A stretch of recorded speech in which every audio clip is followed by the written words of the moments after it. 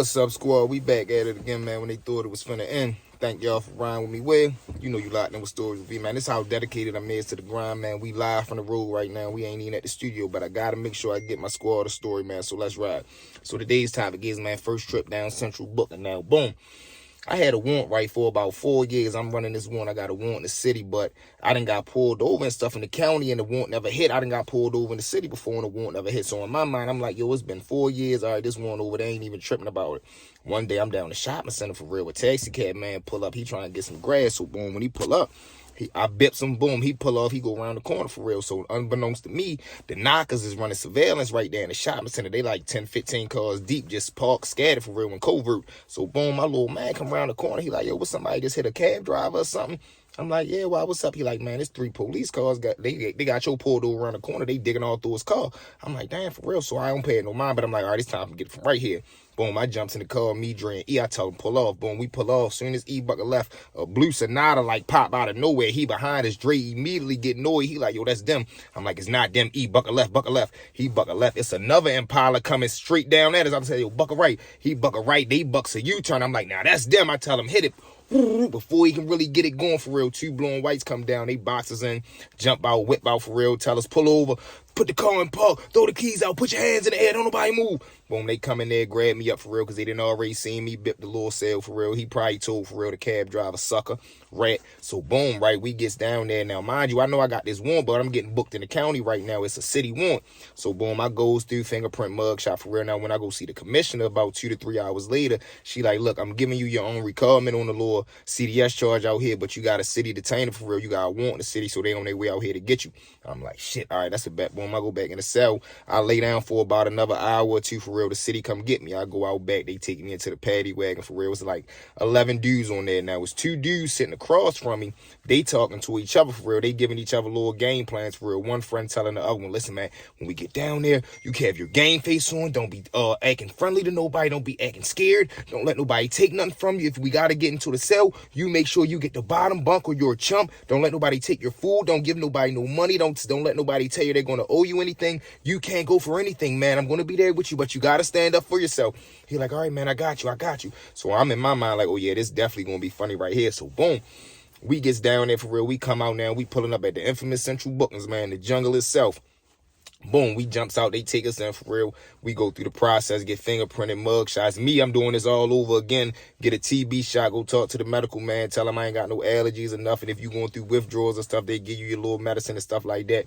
Boom, now we going in the bullpen. The only thing about this is you gonna be down bookings, you gonna be down Central Bookings just to see the commissioner maybe 24 to 48 hours. Luckily for me, it was 24 hours for real. So boom, I go see him, I get a no bail, no brainer for real, because they like, it's a probation violation and you gotta wait 60 days to see the judge that's put you on probation so she can drop because of the warrant. Oh, I'm like, all right, that's a bet. Boom, I jump up, walk out. They take me to a whole nother bullpen now because I'm going upstairs. So I'm like, all right, bet. Who come behind me 10, 15 minutes later? Dumb and Dumber. They come in. I'm like, man, what happened, fellas? They're like, man, they gave us goddamn no bails. They said we got to wait 90 days. This is some bullshit.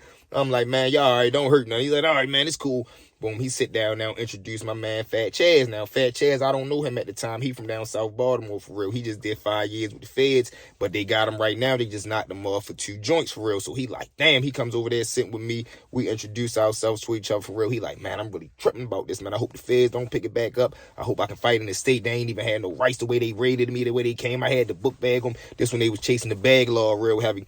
I'm like, man, don't even worry about them suckers, man. You gonna shake back. He like, man, that's the best. So he acting cool at this point. He chill, laid back. So now they move us all out. We go to one more section where there was like 4 to 5 different phone little booths for real. And it's a CO in front of each booth. That's where you go to get stripped out at. You come up out your street clothes and they give you your jumper, your jackies, your socks, underwear, blanket, bedroll, stuff like that. Because we going upstairs into the cells on the tiers, you understand me? So boom, I'm right here. Chaz on the left, the 2 other dudes, and like 2 other dudes for real, but there's walls in between us. We only can see the CO that's in front of us. So boom, you can hear Chaz and the CO over there. He like, man, turn around, squat and cough. So boom, I go ahead, do what I do. I get my jumper. He like, turn around, squat and cough. So Chaz like, man, fuck you. He say, what you say? He like, man, I'm telling you, if I come in there, Chaz must be not trying to squat because he hiding something. So the CO like, I'm telling you, if I come in there, whatever the fuck you got on your fat ass, I'm gonna beat it out you. So Chaz like, man, fuck you. He straight whips the mace out, squirt him in his eye. He say, oh yeah, bitch, okay, you got me. He said, man, turn around and squat. So boom, Chaz finally do it, whatever he had hidden for real, it come out. He said, yeah, I got your ass now. So Chaz like, all right, you got it, big man, you got it. He said, back up. So boom, Chaz back up for real. He leans down to grab the contraband, whatever Chaz had up on him. Chaz hit him with a mean two-piece. Bung, bung. All you heard was his jaw. Boom, then his body hit the floor. So now as I'm looking forward, all I see is the CO. I see the CO that's in front of me. His eyes break. He looking like, hey, man, get off him. Don't do that. So now all three of them running. They jump on Chaz, tie him up. They beating him with the little radio shit for real. So they tie him up. So now when he come past, 2 police holding each arm and 2 holding each leg for real. He coming past my jaw. He butterball naked. I'm in my head like, what the fuck, man? What type tip y'all on, man? This is my first day in here. Y'all getting down like that? Boom. Now we shoot upstairs. Now when you shoot upstairs for real, you going on 23 and 1. 4 north or 3 north for real. That's 23 and 1 for like 2 weeks until you get to go upstairs into the dorms or the tiers.